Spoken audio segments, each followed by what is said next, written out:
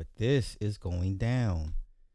This man's mama just died last week, not even a week ago. This woman ain't been dead a week, and look what they're already doing. Listen.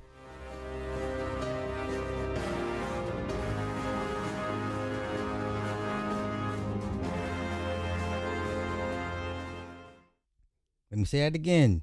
Okay, the music industry is undefeated. Y'all be sending me little stories of people trying to, oh, slide. This person got their little masters. This person got their publishing. It means nothing. When they're ready to come get it, they will come get it. Now, two of the biggest artists to have ever owned something, we'll say Prince and Michael Jackson. Somehow, the labels have the catalogs back. Make it make sense. Listen, there's no paperwork in the world that can stop this. When they want their stuff back, they're coming to get it. That's it. End of story. Okay? It's an industry. It's a system. It's a way of life that's been in place far longer than, that's why I don't, it's best you sell out. It's best you sell to Primary Wave and these other houses.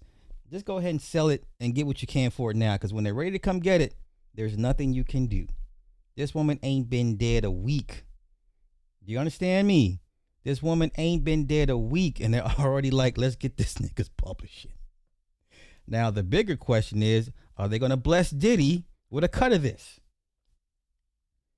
Will they bless Diddy with a percentage? Even though it all went to Valletta and Faith has a piece of the publishing, but the majority that they want, I believe Valletta has. I don't think Diddy completely gave away all the publishing, right? I don't think he did, but y'all gonna learn, man. Y'all gonna learn. Like I said, if Michael and Prince couldn't do it, Otis Redding couldn't do it, Sam Wilson couldn't, not Sam Wilson, but Dave and Sam couldn't do it. Who else couldn't do it? Because y'all love throwing them old heads. No. The only reason an artist has its publishing and its masters is because they allow you to have it. There's no legal maneuvering that you did. Oh, I beat him in court. You know what I'm saying? Like Anita Baker. Somebody said, well, Anita Baker. Listen, the labels had ignored a judge's order to give her back her stuff. When the labels are ready to come get Anita Baker's catalog, they'll come get it. Okay? You cannot win. There is no the artist, getting over another. Stop all that. Who else did a finagle move? I believe Frank Ocean did a finagle move where he finessed Def Jam out. Listen, when the labels are ready to come get Frank Ocean's music, they're going to come get it, and there's nothing you can do to stop it. Please stop with this narrative that, y'all give me these little outliers and these little bright spots, these little moral victories. Nobody can stop if they want your music or not. Nobody. Okay? Please stop this. It's nonsense. This woman ain't been dead a week. Valletta would have never. Okay? Yeah. Sade, when they get ready to get her big forehead ass up out of here and get her stuff, they'll do it then. Okay? Nothing stops these people. Nothing. Okay? It is a machine that is undefeated. All right, man. Sean Hicks kicking it off early. Thanks for attending on the super chat. For support for dealing with those badass kids, bruh. For the badass kids fund. Let me tell you, man. We got 2 new problematic kids in our program because they've been kicked out of everybody else's program. So yesterday was our first day with them. I didn't have any problems. Now maybe it's too early to tell because they're probably pretty much still trying to size us up and see whose buttons they could push. But once again, the problem is in the particular school I work with, it's nothing but women.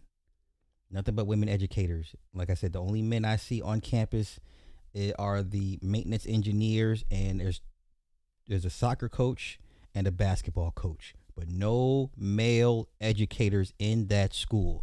The woman is a principal. All of the women that run the after school programs, women. All of the educators, women. So we had a good day, and then I come back to get my report to my site lead, and she was like, "So how'd it go?" I said, "Shit, we didn't have any problems with them." She's like, "Oh my God, are you serious?" I was like, "Yeah." Like these kids have been suspended so long because they legally couldn't kick them out of the programs, but they had to keep suspending them. And after so many suspensions, they could remove them from the after school programs, and then they call themselves doing us a favor and sticking them with us, like as a last resort. Maybe it's something that with boys and sports and all that boys kind of need to kind of corral the energy. Especially when you get hyper boys. Hyper boys don't do well with just sitting in one place for hours at a time, being told monotonous instructions to do this, do that. That's not how boys learn, right? They have to be in an environment where they're actually doing something physical. But nonetheless, it's still too early to tell. I will keep you guys posted on the two new badasses. All right, so let's get this article. Shout out to George Sims for this. Look at this shit. Listen, Valletta ain't been dead a week. Asking price for $100 to $150 million from Primary Wave. So it's Primary Wave, Hypnosis, and there's a third publishing house that's buying up. So there's three major companies buying up artist catalogs. So between 100 and 150, I think anything more than 100 is more than generous. I think anything more than $100 million is more than generous, because the only two albums we even care about are Ready to Die and Life After Death. All those other albums afterwards don't mean squat. Okay, I think that's more than fair.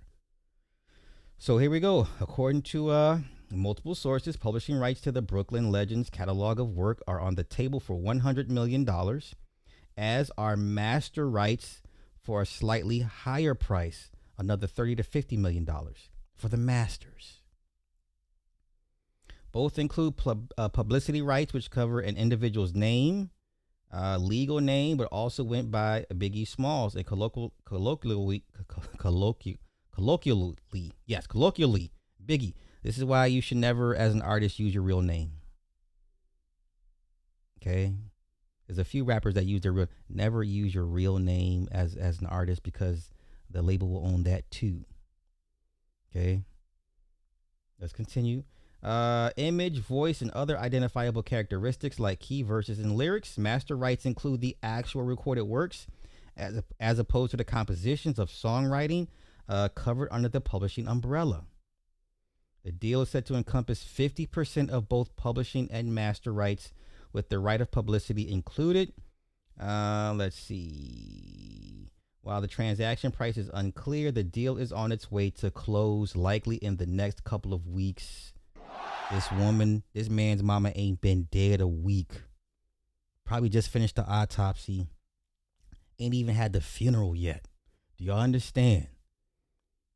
This woman has not had her funeral, no repast, no wake. Body probably just now got to the funeral home. Okay? Please stop.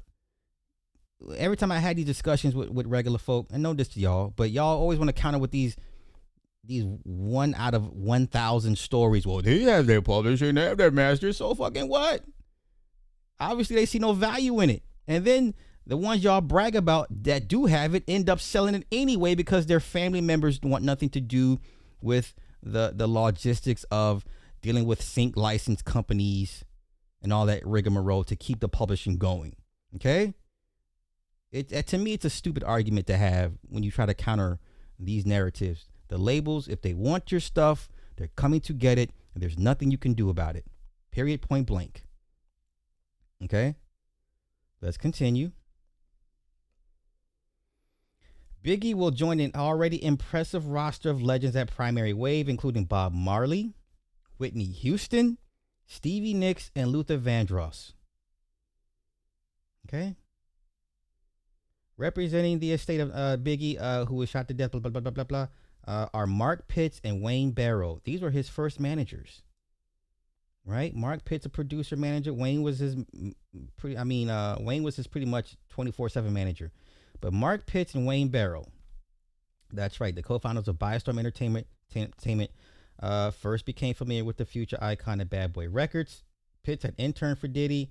Key figures on the primary wave end of the deal include founder Larry Mestel and partner Steve Greener. Okay, they used to manage Bernie Mac and Fantasia. Look at this. Valletta's Valletta Wallace, Biggie's mom, died a week ago at 78. Now they're confirming she died at 78. Remember, earlier reports had her 72. So beware of all the occultic factors that play into this, because 72 was 9 as a completion, whatever the case may be. All right, which makes the timing of this transaction somewhat curious. Okay. Primary Wave launched in 2006 by Mestel as an independent music publishing and talent management company. Let's see. You have to ask the question: who gave him the money to buy all this catalog? So look who sold out: Bruce Springsteen sold, Queen, Bob Dylan, Tina Turner, Pink Floyd. Right.